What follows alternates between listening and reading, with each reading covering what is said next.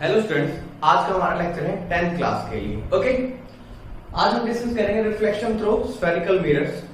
Spherical mirrors में reflection होंगे, उनके कुछ रूल्स देखेंगे हम। ठीक है, रिफ्लेक्टिंग रूल्स देखते हैं सब। तो सबसे पहले एक बात ध्यान रखिए, जो भी आपकी लाइन या एक्सिस आपके सेंटर ऑफ कर्वेचर से पास होगी, वो इसके लिए किसका काम करेगी? रेडियस का काम करेगी। यहां से लेकर यहां तक जो भी आप बनाओगे क्या होगी? रेडियस होगी। और आपको पता है रेडियस आपके सर्कमफ्रेंस के ऊपर क्या होती है? क्या होती है? नॉर्मल होती है। ठीक है, ओके। तो हमने यहाँ पे लिया है कनकेव मिरर, ये साइड क्या आपकी रिफ्लेक्टिंग पार्ट है और फर्दर आपका क्या है? Painted part. ओके, तो अगर आपकी रे लेट्स से ये वाली रे ऐसे गिरी, ये ऐसे गिरी यहाँ पे, ठीक है, ये इंसिडेंट रे होगी। ठीक है, ये होगी आपकी इंसिडेंट रे। बाकी हम रब कर देते हैं, ये इंसिडेंट रे। ठीक है, एक रे ऐसे गिरी। ओके, अगर ये नॉर्मल होगा, यही लाइन क्या होगी? नॉर्मल भी होगी। आपकी रे गिरी है नॉर्मल के अलोंग, यानी कि थीटा की वैल्यू कितनी है नॉर्मल के साथ? इंसिडेंट की 0। ठीक है, और आपको पता है रिफ्लेक्टिंग एंगल और इंसिडेंट एंगल क्या होता है? इक्वल होता है रिफ्लेक्शन के केस में। तो अगर angle I is equal to 0 तो एंगल R भी कितना होगा? 0 होगा। मतलब जो रे इस लाइन के अलोंग गिरी होगी, ठीक है, वो वापस भी इसी लाइन के अलोंग आ जाएगी। तो इसके लिए हम रूल लिखेंगे। पहला rule, incident ray fallen on the mirror along the line passing through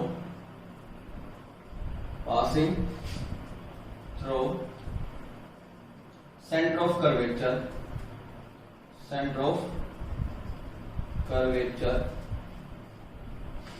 reflect back from same line।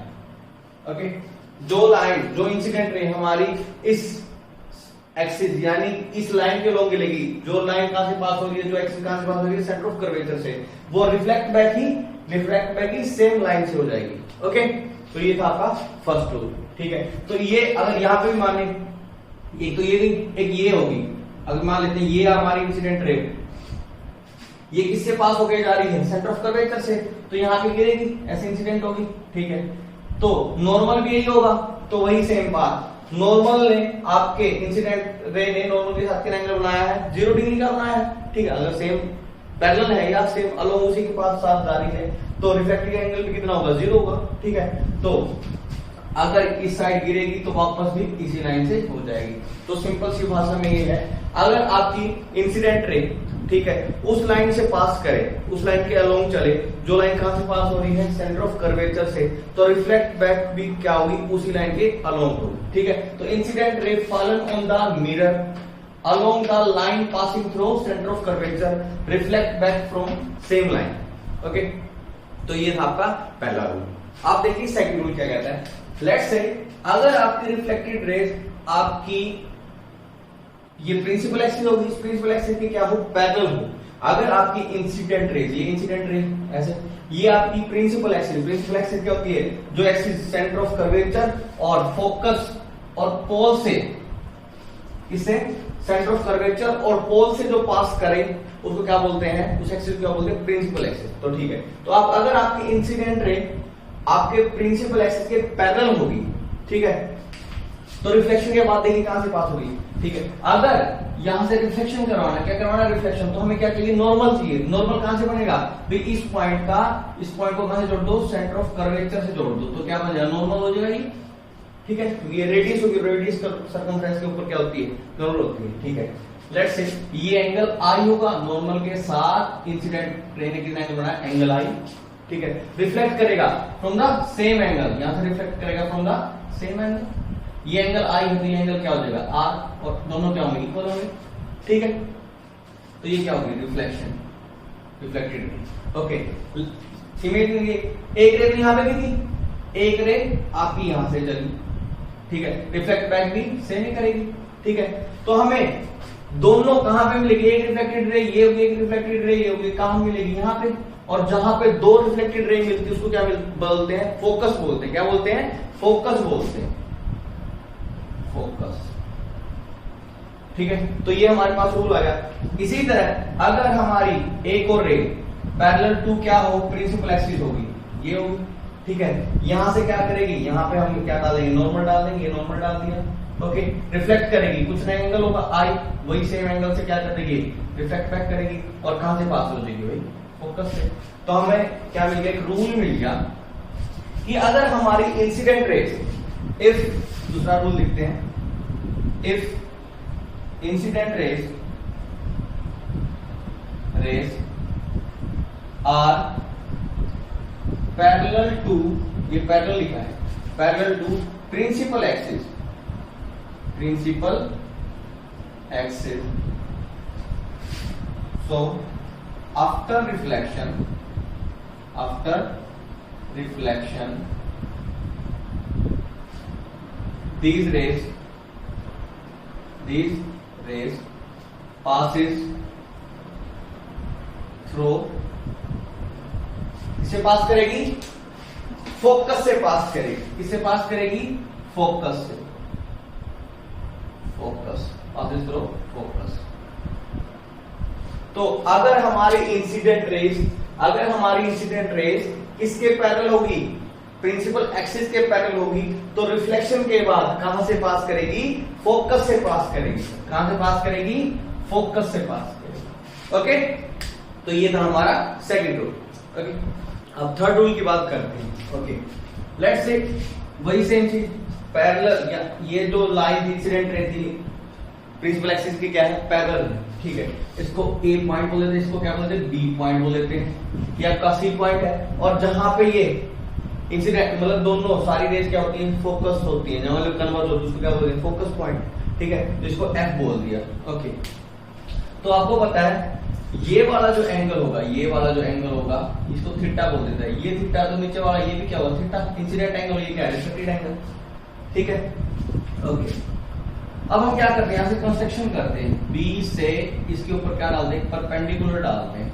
B से हमने क्या डाला, परपेंडिकुलर डाला, किसके ऊपर, प्रिंसिपल एक्सिस के ऊपर, इसको क्या बोल दिया, एम बोल दिया। बीएम क्या है, BM is perpendicular on principal axis, principal axis. ठीक है, और इसकी खास बात क्या है, जो M पॉइंट है, point M is very very close to pole, very very close to pole. वैसे तो आपको ये दूर दिख रहा है, ये दूर क्यों दिख रहा है, क्योंकि आपका ये इसका मिरर का कर्वेचर क्या है, बहुत बड़ा है। अगर एक्चुअल में जो आपका मिरर का होता है कर्वेचर बहुत छोटा होता है, बिल्कुल ऐसे, ज्यादा घुमा हुआ नहीं होता। ठीक है, तो इसका सेंटर लेफ्ट से यहीं पे होगा कहीं पे, इसको पोल बोल देते हैं। ठीक है, अगर इस पॉइंट से इसके ऊपर हम परपेंडिकुलर डालते हैं, यहां से यहां परपेंडिकुलर डालते हैं, तो ये बिल्कुल इस पी पे ही जाके गिर जाता है। ठीक है, एक्चुअल में हमारा मिरर का जो कर्वेचर होता है वो बहुत छोटा था, इसलिए हम मानते हैं जो एम पॉइंट, ये परपेंडिकुलर जिस पॉइंट पे डाला है, और ये पोल आपके क्या होते हैं, बिल्कुल नजदीक होते हैं। ठीक है, ये आपको क्या रखना है, याद रखना है, हम फर्दर बहुत जगह यूज करेंगे। ठीक है, तो आपका जो एम पॉइंट है वो अलग नहीं, लगभग क्या है, पी के पी ही है, ये मान सकते हैं आप। ठीक है, तो point M is very very close to pole. Okay, अगर ये एंगल थीटा है तो ये रे और ये रे क्या है, पैरेलल है, और ये लाइन सिंगल को कट करके जा रही है, तो ये एंगल थीटा, तो ये एंगल कितना हो जाएगा, थीटा, अल्टरनेट एंगल, ये एंगल थीटा, तो ये एंगल कितना हो गया, थीटा। अब ये ट्रायंगल ले लीजिए, CMF, CMF, ये थीटा और ये थीटा इक्वल, और ये जो एंगल होगा, ये वाला जो एंगल होगा, ये क्या है, इस ट्रायंगल का एक्सटीरियर एंगल है, मैथ में पढ़ते हो। तो ये थीटा, तो ये एंगल कितना हो जाएगा, इन दोनों का सम होता है। ठीक है ना, ऐसे होता है भाई, देखिए ये ट्रायंगल हो ऐसे, ठीक है, लेट्स से ये θ1 हो, ये क्या हो, θ2 हो, तो ये एक्सटीरियर एंगल जो थर्ड वर्टेक्स में बनेगा, थर्ड वर्टेक्स के लिए एक्सटीरियर एंगल, वो क्या होगा, दो इंटीरियर एंगल्स का सम होगा, तो यहाँ पे θ1 प्लस θ2 होता है, ऐसे ही होता है। ठीक है, वही सेम हमने यहाँ पे यूज किया है। क्या यूज किया है, ये ट्रायंगल ऐसे होगी, इमेजिन कीजिए, ये ऐसे ठीक है, और ये क्या है, थर्ड वर्टेक्स का एक्सटीरियर एंगल है, ठीक है। तो ये इंटीरियर एंगल कितने, थीटा थीटा, तो इन दोनों का क्या हो जाएगा, सम हो जाएगा। तो ये वाला एंगल कितना हो गया, 2 थीटा हो गया। क्या हो गया, 2 थीटा हो गया, ठीक है। हम मानते हैं ट्रायंगल ले लीजिए, एक तो ट्रायंगल ले लीजिए CBM, ट्रायंगल CBM ली, ओके, और एक ट्रायंगल ले लीजिए FBM, ओके। ये जो एंगल है थीटा और 2 थीटा वो क्या है, वेरी वेरी स्मॉल है, ठीक है। Theta and 2 theta are very small angle, क्या है, वेरी स्मॉल एंगल। जब स्मॉल एंगल होता है उस केस में जो आपका साइन थीटा होता है ना, वो नियरली इक्वल टू थीटा होता है, और टेंजेंट थीटा को भी हम क्या लिख सकते हैं, नियरली इक्वल टू थीटा लिख सकते हैं। ये आपको याद रखना है, जब भी आपका स्मॉल एंगल होगा, जब भी आपका क्या होगा, स्मॉल एंगल होगा, उसको हम साइन थीटा के भी इक्वल लिख सकते हैं और हमारे टेन थीटा के भी इक्वल लिख सकते हैं। जैसे भी हमें जरूरत होगी हम इनको क्या कर लेंगे, यूज कर लेंगे। बट ये साइन थीटा और थीटा के इक्वल तभी होगा जब अपना एंगल क्या होगा, बिल्कुल छोटा होगा, 1 डिग्री से भी छोटा, ठीक है। और इसको हम टेंजेंट थीटा भी लिख सकते हैं, ओके। तो अब हमने ट्रायंगल ली है CBM और FBM, CBM और FBM, ये ट्रायंगल, ठीक है ना।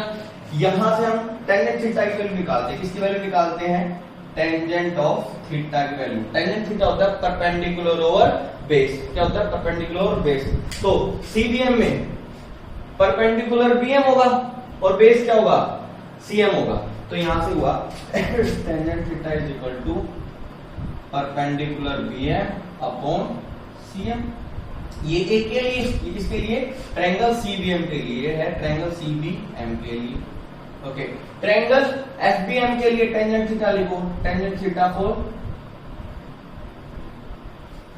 FBM, triangle theta for, tangent theta for FBM, वो किसके इक्वल होगा, परपेंडिकुलर, वहां पे परपेंडिकुलर कितना है, BM है, और बेस कितना है, FM है, जो हो गया FM, ठीक है। अब टेंजेंट थीटा ये किसके लिए लिखा है, फॉर ट्रायंगल FBM, ओके, लिख दिया। अब हमने कहा जो टेंजेंट थीटा है, हम टेंजेंट थीटा को लगभग किसके इक्वल मान सकते हैं, थीटा के इक्वल मान सकते हैं, किसके इक्वल मान सकते हैं, थीटा के इक्वल मान सकते हैं, ओके।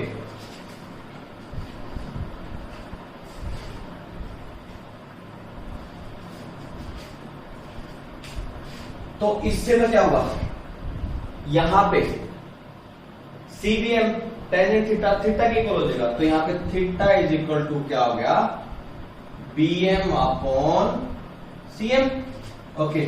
और अगर FBM में देखेंगे, FBM में कितना एंगल है, 2 थीटा है, तो ये टेंजेंट थीटा किसके इक्वल हो गया, 2 थीटा के इक्वल हो गया। 2 theta is equal to BM upon FM। ये बात समझ में आ गई, ओके। अब क्या कीजिए, इन दोनों को डिवाइड कर लीजिए, आपस में क्या कर दिए, डिवाइड कर दो। अगर डिवाइड करेंगे 2 theta is equal to BM upon FM, समझ में आ गया। डिवाइड अगर किया तो ये आ गया, ओके। यहां से क्या गया, 1/2, BM से BM कट गया, FM ऊपर चला गया, FM अपॉन क्या हो गया, CM हो गया, FM अपॉन CM, ओके। मैंने कहा था ये जो M पॉइंट है वो P के बिल्कुल नजदीक है, या तो आप FM लिखो या FP लिखो, कोई फर्क नहीं। तो इसको क्या लिख देंगे, FM को FP लिख देंगे, क्या लिख देंगे, FP। और CM को CM लिखो या CP लिखो, एक ही बात है, क्योंकि दोनों पॉइंट लगभग एक ही है। तो CP लिखो या CM लिखो, CM की जगह क्या लिखेंगे, CP लिख देंगे, ठीक है, ओके। अब वैल्यू डालते हैं, FP पोल से फोकस का डिस्टेंस क्या होता है, फोकल लेंथ होता है, क्या होता है, फोकल लेंथ। तो क्या हो गया, F हो गया, फोकल लेंथ ऐसे ही डिनोट करते हैं, okay. CP centre of curvature से पोल का डिस्टेंस क्या होता है, रेडियस ऑफ कर्वेचर, तो यहां से क्या आ गया, R। तो फाइनली हमारे पास रिलेशन क्या बना है, अगर आप देखें ध्यान से, अगर हम देखें ध्यान से, तो 1/2 इज इक्वल टू F/R। तो यहां से हम लिख देते हैं R is equal to 2 into F। ये हमारे पास एक बड़ा ही इंपॉर्टेंट रिलेशन आ गया कि आपका जो रेडियस ऑफ कर्वेचर होगा ना, वो किसके इक्वल होता है, 2 टाइम्स ऑफ फोकल लेंथ के। स्फेरिकल मिरर के लिए, चाहे आपका कनकेव मिरर हो या आपका कन्वेक्स मिरर हो, जो आपका रेडियस ऑफ कर्वेचर होगा वो 2 टाइम्स होगा किसके, फोकल लेंथ के। समझ में आ गया? इसको आप बड़े ध्यान से कीजिए। बस इसमें एक ही चीज है, जो आपने एंगल्स लिए हैं वो क्या होंगे, बिल्कुल छोटे होंगे। और छोटे एंगल होंगे तो हम कहेंगे छोटे एंगल के लिए उस एंगल को साइन थीटा के इक्वल भी लिख सकते हैं, साइन टेंजेंट थीटा के इक्वल लिख सकते हैं। ओके, तो ये आ गया आपका थर्ड रूल। तो थर्ड रूल या थर्ड जो भी था वो क्या है, रेडियस ऑफ कर्वेचर होती है 2 टाइम्स ऑफ फोकल लेंथ। ये आपका क्या था, थर्ड पॉइंट था या थर्ड रूल था। ओके, आप स्टूडेंट देखते हैं हमारा नेक्स्ट रूल। तो एक रूल में जो सेकंड रूल था उसमें क्या था हमारे पास, हमने कहा कि अगर हमारी इंसिडेंट रेस किसके पैरेलल होगी, प्रिंसिपल एक्सिस के पैरेलल होगी, तो रिफ्लेक्शन के बाद कहां से पास करेगी, फोकस से पास करेगी। तो ऐसे हुआ था, अगर ये इंसिडेंट रे होंगी तो फोकस से पास करेंगे। ठीक है, ये सेंटर ऑफ कर्वेचर ऐसा होगा, तो ये ऐसे गई और यहां से पास हो। ठीक है, अब हम क्या करते हैं, इसे अपोजिट सोचते हैं। क्या सोचते हैं, अपोजिट। अगर हमारी इंसिडेंट रे कहां से शुरू हो रही है, फोकस से निकल रही है। लेट्स से हम मान लेते हैं कि हमारी इंसिडेंट रे फोकस से निकल रही होगी, यहां से चली और इस लाइन के लॉन्ग चली, यानी फोकस से पास होकर गई। अगर हमारी इंसिडेंट रे फोकस से पास होकर गई, ये एफ होगा, तो रिफ्लेक्शन के बाद बात तो ये रहेगा, रिफ्लेक्शन के बाद वो क्या हो जाएगी, पैरेलल टू प्रिंसिपल एक्सिस। ठीक है, पहला रूल तो क्या कहता था कि अगर आपकी इंसिडेंट रे पैरेलल होगी प्रिंसिपल एक्सिस से, तो रिफ्लेक्शन के बाद फोकस से जाएगी। ये रूल क्या कहता है, अगर आपकी इंसिडेंट रेज फोकस से पास होके गई, अगर आपकी इंसिडेंट रेज फोकस से पास होके गई, तो रिफ्लेक्शन के बाद क्या हो जाएगी, पैरेलल टू प्रिंसिपल एक्सिस। ठीक है, तो पाथ तो आपका यही रहा। अगर ऐसे आओगे तो रिफ्लेक्शन के बाद ऐसे चले जाओगे, अगर आप ऐसे आओगे तो रिफ्लेक्शन के बाद ऐसे चले जाओगे। समझ में आ गया ना? तो पाथ तो आपका क्या रहेगा, सेम ही रहेगा। ठीक है, पैरेलल आए, फोकस से पास हो गए, फोकस से गए, पैरेलल हो गए इसके प्रिंसिपल एक्सिस के। तो ये रूल हम लिख देते हैं। जो हमारा नेक्स्ट रूल है, fourth one, if incident raise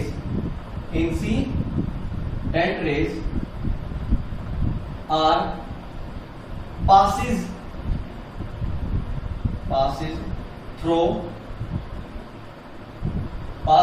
किसे पास करेंगी, फोकस, passes through फोकस। अगर हमारी इंसिडेंट रेस कहां से पास कर रही है, फोकस से पास कर रही है, तो then after reflection these rays become parallel to, इसके पैरेलल हो जाएंगी प्रिंसिपल एक्सिस की, इसके प्रिंसिपल एक्सिस।